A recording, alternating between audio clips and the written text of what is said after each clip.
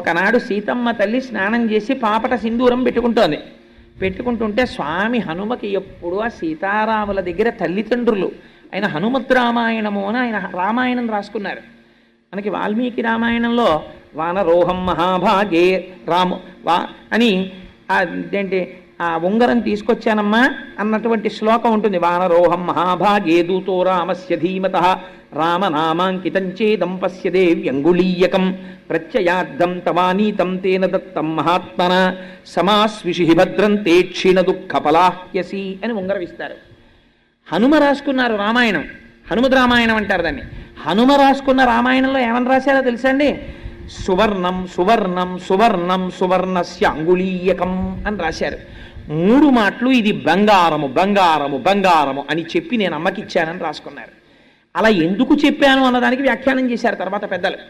ఎందుకు అలా 3 మాటలు బంగారము బంగారము బంగారం అన్నారు హనుమ అన్నదానికి. సరే, అందుచేత హనుమద్ రామాయణంలో ఒక మాట రాశారు. సీతమ్మ తల్లిని మొట్టమొదటిసారి నేను దర్శనము చేసినప్పుడు అమ్మ నన్ను చూసినప్పుడు ఆ చూపు ఎట్లా ఉందో తెలుసా?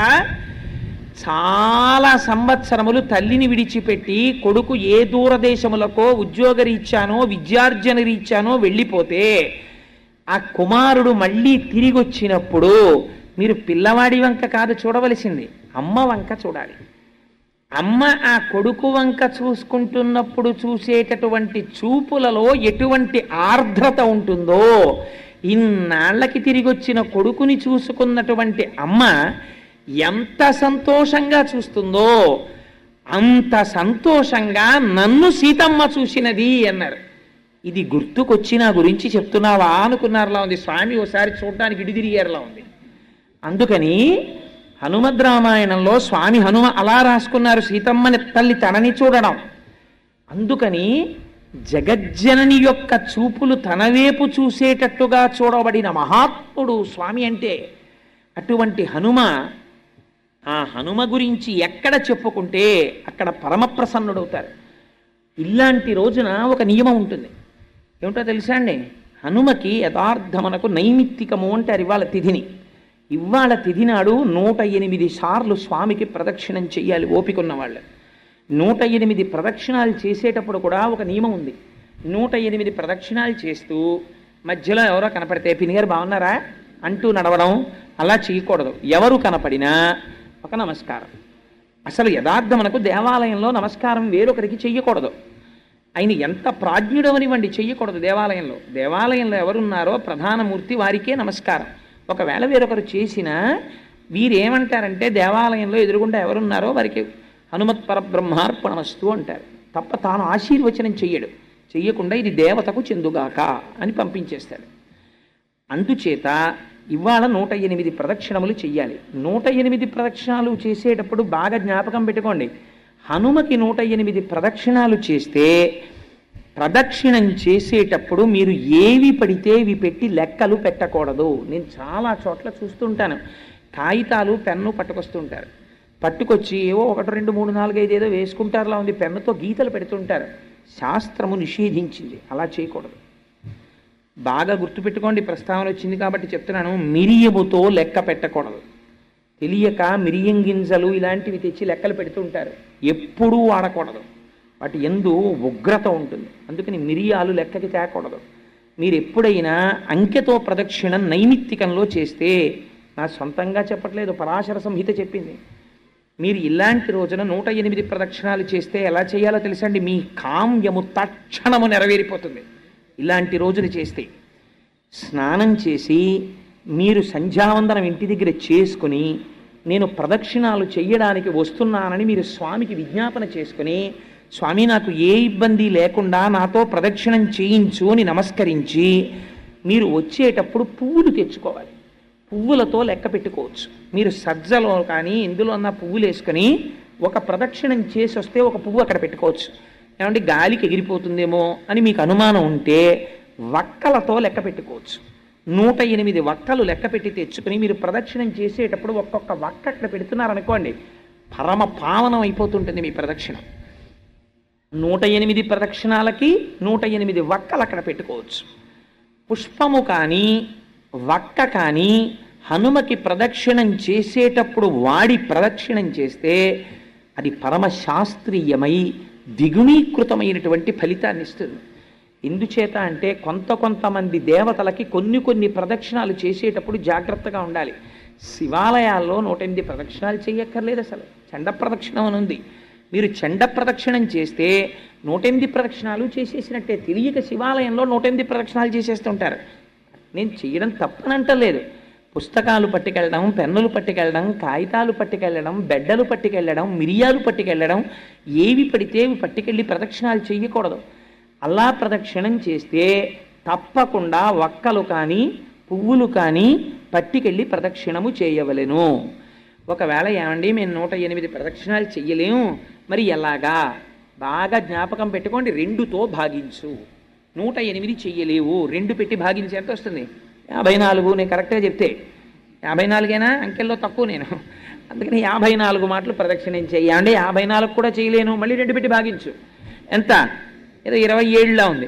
ఏమంటే మరి 2 పెట్టి భాగింపబడదు కదా అన్నారు అనుకోండి. అంటే అవి కనీసము నీవు చేయవలే అని గుర్తు. ఇంకా 2 చేత భాగింపబడదంటే 27 ప్రదక్షిణాలు కూడా చేసేటంతటి శరీర స్థితి నాకు లేదు అని నువ్వు అనుకుంటే అప్పుడు 11 మార్లు చేయండి. అది కూడా నేను చెయ్యలేను అంటే యథార్థమునకు చేయలేను అంటే బాగా తినేసి వచ్చానండి చేయలేనంటే కాదు, లేకపోతే ఓపిక లేదండి అంటే కాదు, ఎగ్గొట్టే మార్గాలకు కాదు. నీ శరీరము నిన్ను అనుమతించకపోతే, అంతగా రోగగ్రస్తమై ఉంటే శరీరము, అప్పుడు 5 కూడా నేను చెయ్యలేను. 3 అది కూడా చెయ్యలేను. 1 అది కూడా చెయ్యలేను. మానసికం చేస్తే అపారమైన ప్రయోజనము. మనుష్య జన్మ ఎత్తి హనుమ జయంతి నాడు మీరు హనుమ దేవాలయానికి వెళ్ళక, హనుమ గురించి వినక, ప్రార్థనా శ్లోకము చెప్పక మీ రోజు గడిచిపోయింది అనుకోండి, మీ జీవితంలో ఒక మహద్భాగ్యాన్ని మీరు వదిలిపెట్టేసినట్టే. అందుకే ఇవేమీ చేయలేకపోతే ఏం చేస్తావు? అంత భక్తుడి ఇంటికి నీకు అనుమతి ఉంటే నీ ఇష్టం వచ్చినట్టు వెళ్ళి క్యూలు కట్టి ఇస్తానంటే కుదరదు. ఆయనకి ఇష్టం అయితే పుచ్చుకుంటాడు అంతే. నీకు అంత చనువు ఉంటే మాత్రమే ఆయనకి 5 పళ్ళు ఇస్తే ఆయన పుచ్చుకుని నోట్లో వేసుకుంటే నీ జన్మధన్యమైపోయినట్టు అని చెప్పింది శాస్త్రం. ఇన్నింటిని ఎందుకు అనుగ్రహిస్తారో తెలుసా అండి? అంత సర్వోత్కృష్టమైనటువంటి తిథి, అంత గొప్ప తిథి హనుమ జయంతి అంటే. అలాగే స్వామికి ఆకు పూజ అని చేస్తుంటారు. స్వామికి ఆకు పూజ ఎందుకు చేస్తారు? ఎవరైనా చెప్పండి చూస్తాను. తమలపాకులతో పూజ చేస్తుంటారు కదా, మేము ఇవాళ హనుమకి ఆకు పూజ చేయించామండి అంటారు. చాలా తప్పు మాట. నేను ఒక పరమ పవిత్రమైన విషయాన్ని ప్రస్తావన చేస్తున్నాను తప్ప నేను ఎవరిని చిన్నబుచ్చాలని కానీ ఒకరి తప్పు ఎత్తి చూపించాలన్న ప్రయత్నము నేను చెయ్యడం లేదు. ఎవరైనా ఒకవేళ నాకన్నా తెలియని వాడు ఇక్కడ సభలో ఉంటే వాడు హనుమ యొక్క అనుగ్రహంగా కొంచెం దిద్దుకోవడం కోసం ప్రస్తావన చేస్తున్నాను తప్ప నేను ఎవరిని శాసించి చెప్పడానికి, ఎవరి తప్పెత్తడానికి నేను ప్రయత్నము చేయడము లేదు. ఎందుకంటే నాకన్నా తక్కువ వాడు ఈ సభలో ఎవరూ లేరు, అందరికన్నా తక్కువ నేనే కనుక. మరి మేమెందుకు వింటున్నామంటే అది మీ ప్రాజ్ఞత కనుక. ఏమీ తెలియని వాళ్ళ వినడం మీ వినయం, ఏమీ తెలియకపోయినా చెప్పడం నా ధూర్తతనం. మరి ఎందుకు ఆకు పూజ చేయించానని అనకు? ఎందుకు అనకూడదో తెలుసా అండి? అన్నిటికన్నా చాలా గొప్ప విషయం ఏమిటో తెలుసా? మీ ఇంటికి ఎవరైనా పెద్దలు వస్తే ఆయనకి టిఫిన్ ఇట్టామండి, ఆయనకి కాఫీ పెట్టామండి కాదు. మీ ఇంటికి పెద్దలు వస్తే నువ్వు చెయ్యవలసిన నియమము ఒకటి ఉన్నది. 1 పండు పెట్టి ఇవ్వరాదు, 1 కన్నా ఎక్కువ పెట్టి ఏకజాతి ఫలములను అనగా 2 అరటి పళ్ళో, 2 బత్తాయి పళ్ళో, 2 దానిమ్మ పళ్ళో అలాంటివి పెట్టి 1 కన్నా ఎక్కువ ఆకులతో తాంబూలము పెట్టి 1 కన్నా ఎక్కువతో వక్కలు పెట్టి వారికి తాంబూలం ఇస్తే మర్యాదకంతటికి పెద్ద మర్యాద ఏమిటో తెలుసా అండి? తాంబూలం ఇవ్వడం. మా ఎవరింటికో ఎవరో వెళ్ళారనుకోండి, వాళ్ళకి కాఫీ ఇచ్చి పంపించారనుకోండి, మీరు పంపిస్తే ఇంతకన్నా నువ్వు గౌరవమును పొందడానికి అర్హత లేనివాడివి అని వారు చెప్పినట్టు. వారు నీకు తాంబూలం ఇచ్చి పంపించారనుకోండి, 2 అరటిపళ్ళు పెట్టి తామలపాకులు వక్కలు ఇచ్చి నిన్ను పంపించారనుకోండి, వారికి నీ మనస్సులో వారి యందు నీకు గౌరవం ఉన్నది అని గుర్తు. ఆకు పూజ ఎందుకు చేస్తారో తెలుసా అండి? ఈ రహస్యాన్ని మహాభారతంలో విరాట పర్వంలో చెప్పారు. బృహన్నలా రూపంలో అర్జునుడు వచ్చాడు విరాట పర్వంలో కొలువుకి. వస్తే విరాట్ రాజు గారు అర్జునుడిని చూసి ఆశ్చర్యపోయారు. ఏమయ్యా, నిన్ను చూస్తే ఇలా ఉన్నావు, ఇంత తేజస్సుతో, నువ్వు బృహన్నలవా, పేడివాడివా అని అడిగారు. అడిగితే ఆ రోజున విరాట పర్వం ఎప్పుడైనా చెప్పినప్పుడు చెప్తాను, అందులో ఉండేటటువంటి గమ్మత్తులు. ఆయన మహానుభావుడు అన్నారు, అవునయ్యా, కన్యాజనులకు నృత్తము గరతంగా నాకు నేర్పు కలదు, తద్వృత్తమునకు నన్నీలుము అన్నారు. నేను కన్యామునులకు వృత్తం నేర్పుతానయ్యా, నాకు నాట్యం నేర్పుతాను, ఆ పదవి నాకు ఇప్పించవయ్యా చాలన్నారు. అంటే విరాట్ రాజు గారు అన్నాడు, నువ్వు అంతకన్నా చాలా గొప్పవాళ్ళ కనపడుతున్నావయ్యా, శౌర్యం తేజస్సు ఎక్కడికి పోతుందండి? శాతనఖగ్రఖండిత లసన్మజ కుంజర కుంభముక్త ముక్తాతత శైల అంటారు తిక్కన గారు. అటువంటి మహాపరాక్రమవంతుడైనటువంటి అర్జునుడు పేడివాడిగా నాట్యం నేర్పుకోవడమా? నిన్ను చూస్తే నాకు అలా కనపట్టలేదో, నువ్వు చాలా ఉత్కృష్టమైన తేజస్సుతో ఉన్నావు, అందుకని ఉండు, నీకు తాంబూలం ఇస్తాను అన్నాడు. అని ఉత్తరని పిలిచి, అమ్మా, ఈ మహానుభావుడికి తాంబూలం ఇచ్చి నమస్కరించు అన్నాడు. ఎందుకో తెలుసా అండి తాంబూలం ఇవ్వడం? నీ యందు ఏదో నేను అర్థం చేసుకోలేని గొప్ప తేజస్సు ఉంది. ఆ తేజస్సును నేను నిర్వచనము చేయలేకపోవచ్చు, కానీ నువ్వు తేజోమూర్తి, ఇటువంటి వాడివి నా ఇంటికి వచ్చావు, నువ్వు రావడం చేత నేను ధన్యతని పొందానని నేను అనుకుంటున్నానని నువ్వు చెప్పడం, వారి యొక్క ఉత్కృష్టతని అంగీకరించడం, వారికి తాంబూలం ఇచ్చి పంపడం. అందుకే పూర్వం ఒక నియమం ఉండేది, ఇంట్లో ఎప్పుడు తాంబూలాలు ఉంచుకునేవారు, తమలపాకులు పళ్ళు ఉంచుకునేవారు. ఉంచుకుని ఆ పళ్ళు నువ్వు తినేగా మిగిలిన పళ్ళు అవ్వకూడదు, ఆ అత్తలం వేరే ఉంచుకోవాలి. ఎందుకంటే పెద్దలకి నువ్వు తినేసిన పళ్ళల్లో మిగిలిన పళ్ళు ఇస్తే ఉచ్ఛిష్టం అయిపోతుంది. నువ్వు ఓ అత్తలం అలా పెట్టి ఉంచేవారు. ఏమో నీకు తెలిసిరాడు ఊరక రారు మహాత్ములు వారధముల ఇండ్ల కడకు వచ్చుటలెల్లన్ కారణము మంగళములకు నీ వచ్చుట శుభము మాకు నిజము మహాత్మ. ఏ రోజున ఏ రూపంలో ఒక మహాభక్తుడు నీ ఇంటికి వస్తాడో తెలియదు. ఆయన నీ ఇంటికొచ్చి పుచ్చుకున్నదే నిన్ను ఉద్ధరించేస్తుంది. నిన్ను ఉద్ధరించడానికి పరమాత్మ పంపిస్తాడు. ఎందుకో తెలుసా అండి? భాగవతంలో దశమస్కంధంలో చెప్పారు ఈ రహస్యాన్ని. గర్గుడు వస్తే ఇంటికి మహానుభావుడు నందుడు ఎదురెళ్ళి చెప్పాడు, ఊరక రారు మహాత్ములు, వాడేం కోరుకుని రాడు, వాడిని ఎందుకు పంపించాలో ఈశ్వరుడికి తెలుసు. ఏ రోజు పంపించాలో కూడా ఈశ్వరుడికి తెలుసు, ఆ రోజు పంపుతాడు. ఊరక రారు మహాత్ములు వారధముల ఇండ్ల కడకు వచ్చుటలెల్లన్ కారణము మంగళములకు మీరొచ్చుట శుభము మాకు నిజము మహాత్మ అన్నాడు. నేర్పింది మనకి శాస్త్రం. అందుకని విరాట్ రాజు గారు తాంబూలం ఇప్పించాడు. కమలపాకుతో పూజ హనుమకి ఎందుకు చేస్తారో తెలుసా అండి? మహాధీరుడైన వాడెవరైనా ఉంటే, బ్రహ్మజ్ఞాని మహాభక్తుడైన వాడైతే మీరు తాంబూలం ఇస్తారు. ఆయన మహావీరుడు. హనుమ కన్నా వీరుడు ప్రపంచంలో ఉండడు. ఎందుకని అంటే హనుమకి అసలు ఆయుధం లేదు, ఆయనకి రూపాలున్నాయి. ఒక్కొక్కసారి దాసాంజనేయుడుగా ఉంటాడు, అప్పుడు పరమభక్తితో ఇలా ఉంటాడు. ఒక్కొక్కసారి ఉగ్రాంజనేయుడుగా ఉంటాడు. మీరు అటువంటి ఫోటోలు ఎప్పుడైనా చూశారో లేదో, చూస్తే భయం వేస్తుంది. అసలు వాళ్ళమునకు తోకతో ఇలా నిప్పు పట్టుకుని నిలబడతారు. అసలు అటువంటి మూర్తిని పెట్టుకోవడం కూడా చాలా కష్టం. ఉగ్రాంజనేయుడుగా ఉంటాడు. ఒక్కొక్కసారి పంచముఖ ఆంజనేయుడుగా ఉంటారు. అదేమిటంటే ఆంజనేయుడికి అలా శిరస్సులు ఉంటాయా అని మీరు తెల్లబోతారు. అసలు ఇప్పుడు నేను ఆ స్వరూపాల గురించి చెప్తే అదో 9 రోజుల ప్రసంగం, అందుకని నేను వాటి జోలికి వెళ్ళను, కేవలం ప్రస్తావన మాత్రం చేస్తానంతే. అందుకని పంచముఖ ఆంజనేయుడు అని ఉంటారు, అది ఒక స్వరూపం. ఇవన్నీ ఎవరు? బ్రహ్మవిద్ బ్రహ్మైవ భవతి, ఆయన పరబ్రహ్మస్వరూపమై ఉన్నాడు. అటువంటి స్వరూపమునకు ధీరః అని పిలుస్తారు. అటువంటి ధీరుడు కనుక అందుకే సుందరకాండ ప్రారంభం చేస్తే ధీరస్సలిల కల్పేషు విచచార యథాసుఖం అని మొదలుపెట్టారు మహర్షి.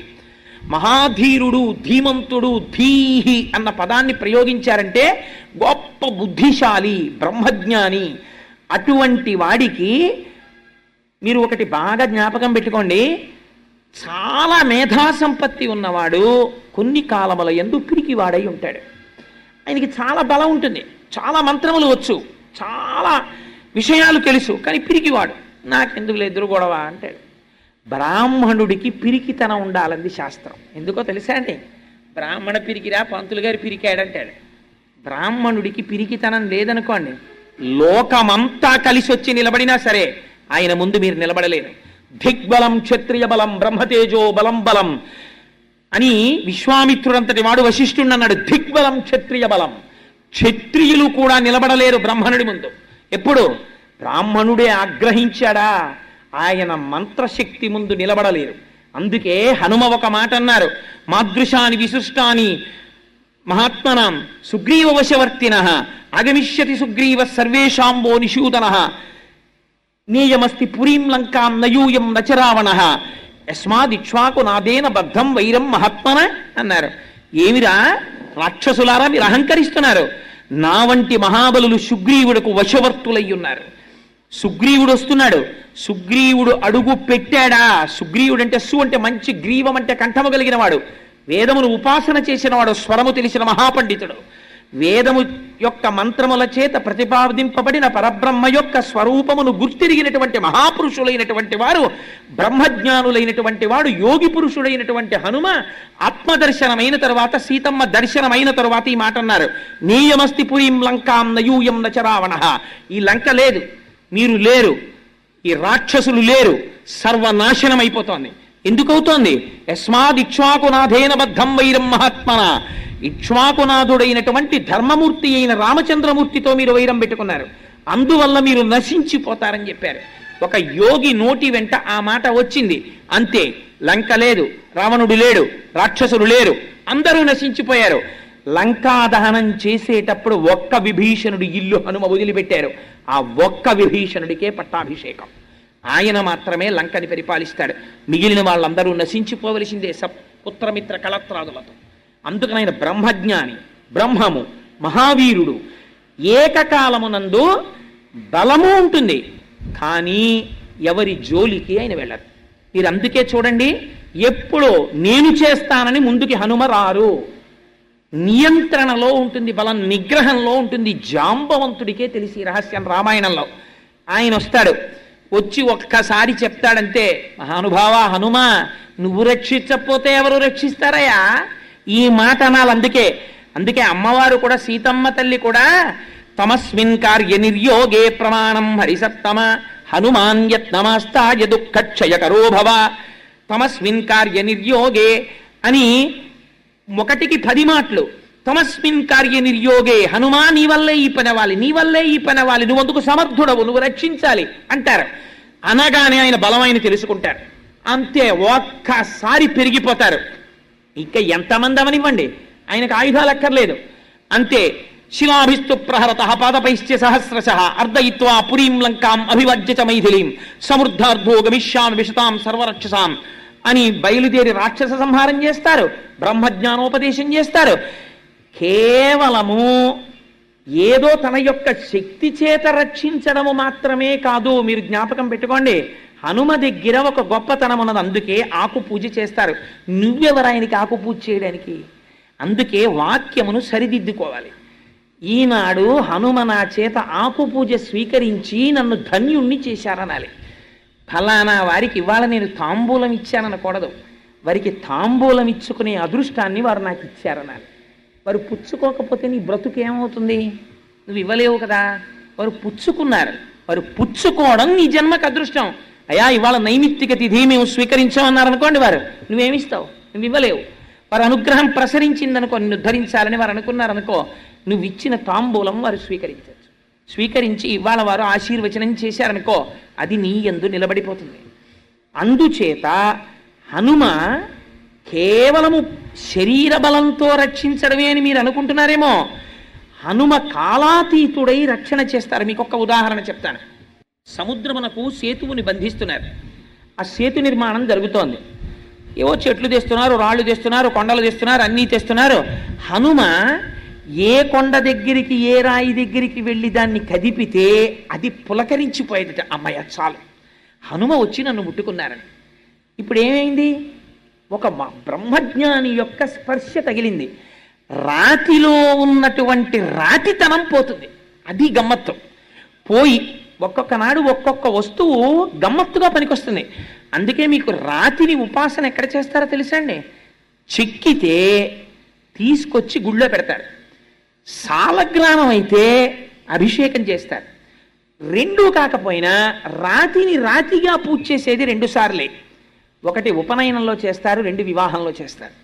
ఎప్పుడు చేశారండి అని మీకు అనుమానం రావచ్చు. సన్నికళ్ళు తొక్కింది అంటారు. రాయి దగ్గరికి తీసుకెళ్ళి కొత్త కోడల్ని తొక్కమంటారు. ఒకసారి శంకరాచార్యులు వారు దిప్పి పొడిచారు సౌందర్యలహరిలో. మా గొప్పవాళ్ళు ఏవయా పరమశివుడు ఇంత సౌందర్యవతి మా అమ్మని వివాహం చేసుకుని తీసుకెళ్ళి సన్నికళ్ళు తొక్కించాడా, మా అమ్మ కాలు నొప్పెట్టదు, గొప్పవాడేలే, భలేవాడికి ఇచ్చాం మా అమ్మని తీసుకెళ్ళని. అంటే ఆయన భక్తి అటువంటిది. అందుకని ఆడపిల్లని తీసుకెళ్ళి సన్నికళ్ళు తొక్కించారంటారు మంత్రంతో. ఎందుకు తొక్కిస్తారో తెలుసా అండి? ఇప్పుడు మనకి ఎందుకు తొక్కించారో మనకి తెలియదు, ఎందుకు తొక్కామో మనకి తెలియదు, తొక్కించిన వాడికి ఎందుకు తొక్కించాడో తెలియకపోతే ఇంకా అంతకన్నా అదృష్టం ఇంకోట్లేదు. ఎందుకు తొక్కిస్తారంటే రాయి తొక్కినా కదలకుండా అచలమై ఎలా ఉంటుందో, నువ్వు అత్తవారింటికి వెళ్ళినప్పుడు మొట్టమొదట అన్నీ కొత్త పరిచయాలి. అందుకని ఏమొస్తుందంటే ప్రిజడీస్ అంటే నీ అంత నువ్వు నిర్ణయం తీసుకోగలిగిన స్థితి పైకి ప్రచోదనం అవుతుంది. ఎవరో ఒక ఆయన వస్తాడు, ఏ మరిది గారో, వదిన్ని చూసి సంతోషం, ఏదో ఒక బుక్కును జోక్ వేసేస్తాడు. వదిన పట్ల అలా జోక్ వేయకూడదని అతనికి తెలియదు, కానీ నువ్వు వెంటనే ఒక నిర్ణయానికి వచ్చేసావనుకో, రాత్రి ఆయనకి పాలపోంగు. ఆయన దగ్గరికి వెళ్ళి మీ తమ్ముడు ఎలా అన్నాడో తెలుసా, నా మనసు చిన్నబుచ్చుకుంది అన్నావు అనుకో, అన్నదమ్ముల అనుబంధం అది జీవితాంతం ఉండవలసిన అనుబంధం. నువ్వు గబుక్కుని అన్న మాటకి అంత తోడ పుట్టిన వాడి మీద కూడా చిన్న తేడా స్వభావం వచ్చేస్తుంది. ఆయన్ని కన్న తండ్రి గారి మీద నువ్వు ఒక్క మాట గబుక్కునంటే ఆయనకి తండ్రితో విరోధం వస్తుంది. మీ అమ్మగారు పీక్కు తినేస్తోంది, మీకే ఆఫీస్కి వెడతారు అనో మాట అంటే తల్లి పట్ల వికర్షణ వస్తుంది.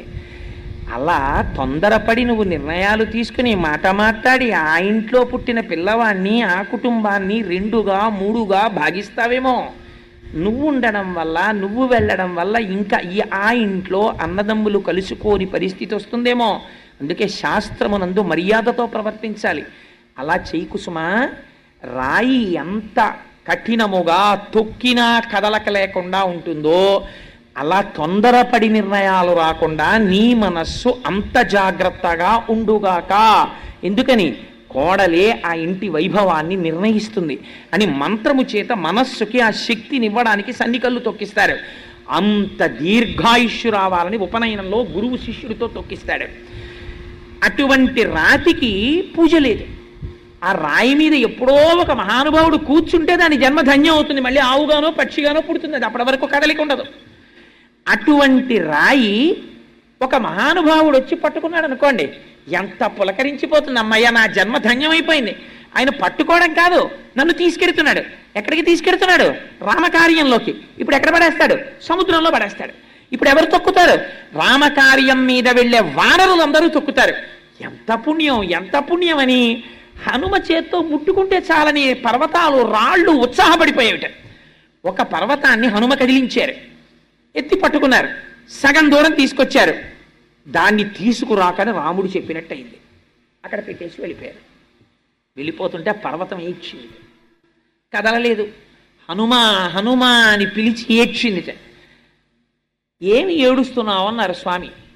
అంటే అన్ని పర్వతాలు తీసుకెళ్ళి సముద్రంలో పడేసావు, రామకార్యంలో వినియోగం అయ్యాయి.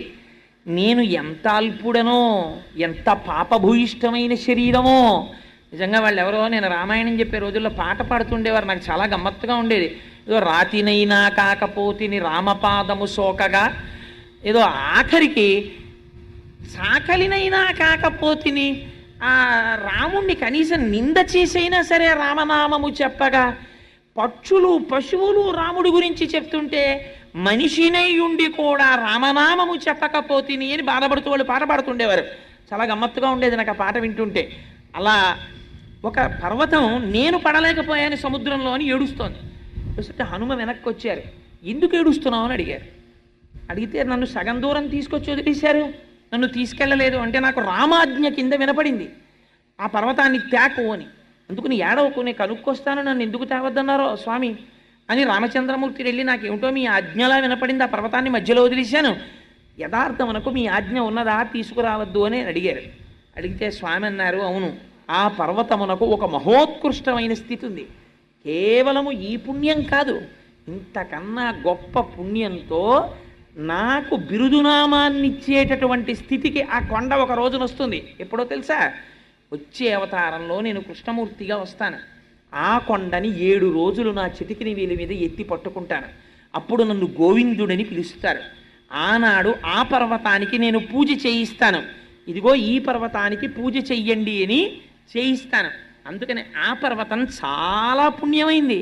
దాన్ని కేవలం సముద్రంలోనైనా పడేయడం హనుమా, అందుకని తేవద్దన్నాను. నువ్వు పట్టుకోవడం వల్ల ఇప్పుడు ఆ పర్వతానికి మరింత పుణ్యం వచ్చేసింది. ఎవరు చెప్పుకున్నా గోవిందా గోవిందా గోవిందా అని ఆ రోజున గోవర్ధన పర్వతాన్ని స్వామి పైకెత్తాడని చెప్పుకుంటారు. అంత గొప్పతనం ఆ పర్వతానికి వచ్చిందన్నారు. హనుమ ముట్టుకుంటే, హనుమ స్పృశిస్తే, హనుమతో మాట్లాడితే చాలు ఉద్ధరింపబడ్డాయి. మీరు అందుకే రామాయణాన్ని ఆ కోణంలో పరిశీలన చెయ్యాలి. అందుకే మీరు చూడండి, హనుమతో సంఘం ఉందనుకోండి మీకు. సుగ్రీవుడు హనుమని నమ్ముకున్నాడు. ఒక్కొక్కసారి హనుమ ఎలా మాట్లాడేవారో తెలుసా? సుగ్రీవుడిని తలకాయ తీసేసుకోవాలి సుగ్రీవుడు. రామలక్ష్మణులు నడిచి వచ్చేస్తున్నారు కిష్కింధకాండలో.